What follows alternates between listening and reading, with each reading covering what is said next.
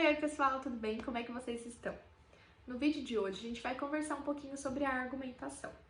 Bom, a argumentação é basicamente a habilidade, a estratégia de influenciar uma pessoa através da palavra. A gente sabe que nós somos seres sociais e, por sermos seres sociais, nós não conseguimos ser autossuficientes, nós necessitamos da colaboração do outro muitas vezes. E há dois jeitos, basicamente, de conseguir essa colaboração do outro: através da imposição ou através da negociação. São processos completamente diferentes. A imposição é um processo unilateral, em que uma pessoa vai impor a outra, ou seja, obrigar a outra a fazer alguma coisa. Já na negociação, que é um processo bilateral, o negociador vai tentar convencer o outro a participar do seu projeto, a aderir à sua decisão, por livre e espontânea vontade.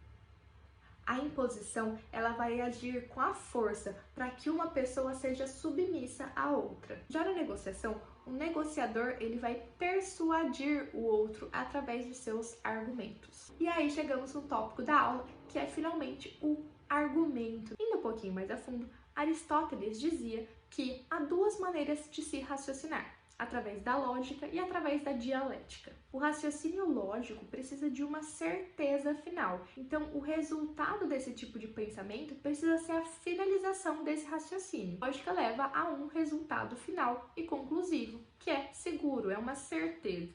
Já a dialética é um pouco diferente. Então, a lógica é um raciocínio rígido, aceita uma certeza, um resultado final. Agora, diferentemente da lógica, a dialética, ela aponta para probabilidades e não para certezas.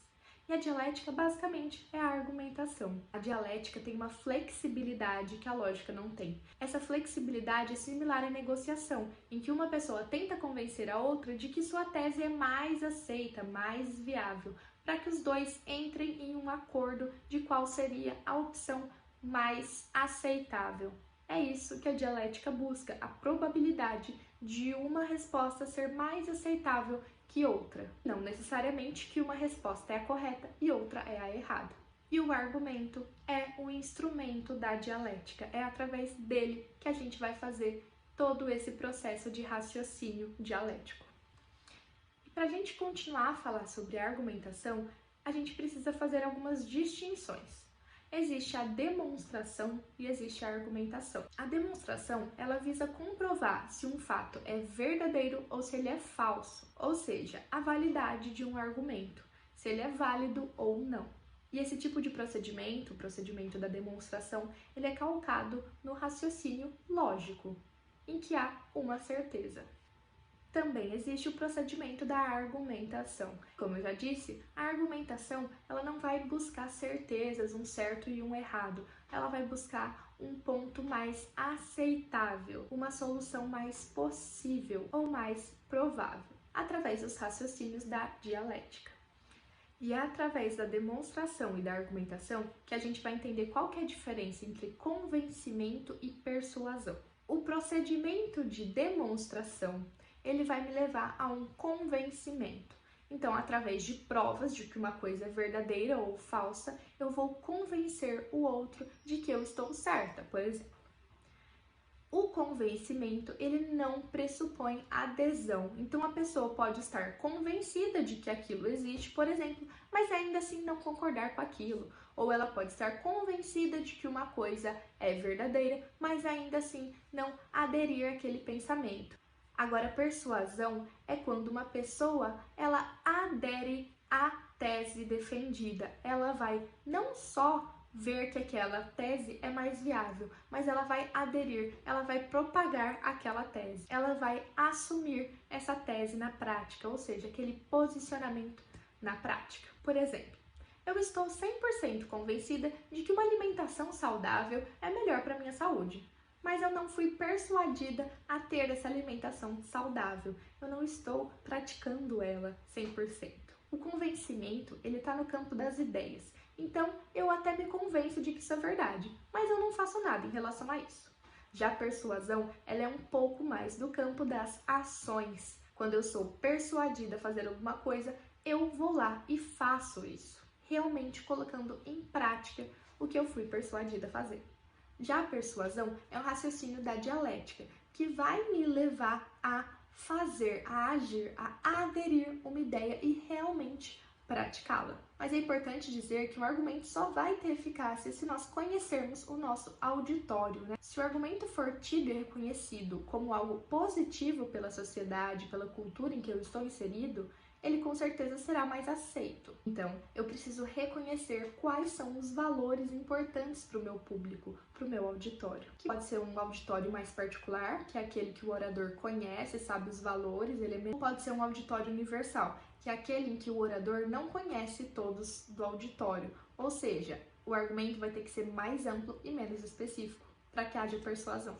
E para chegar até essa persuasão, nós precisamos utilizar diversas estratégias argumentativas. Aqui vamos falar sobre 4 tipos de estratégias argumentativas principais. São a tentação, a intimidação, a sedução e a provocação. Nós vamos persuadir através da tentação quando nós colocarmos valores tão atraentes nos nossos argumentos que fica impossível recusá-los.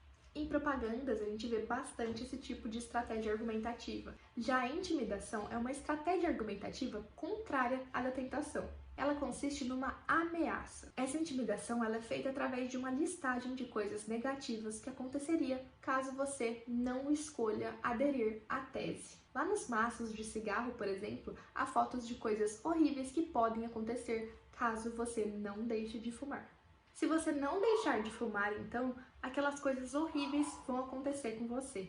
Então, você precisa aderir à tese da pessoa que tenta te convencer a deixar de fumar.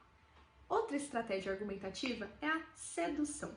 Nela, uma pessoa tenta persuadir o outro através da valorização desse auditório, através da valorização da outra pessoa, colocando em evidência qualidades, atributos, dando elogios a esse auditório, pessoa que ela está tentando persuadir. Essa estratégia argumentativa ela acontece, por exemplo, quando uma mãe tenta persuadir seu filho a comer salada.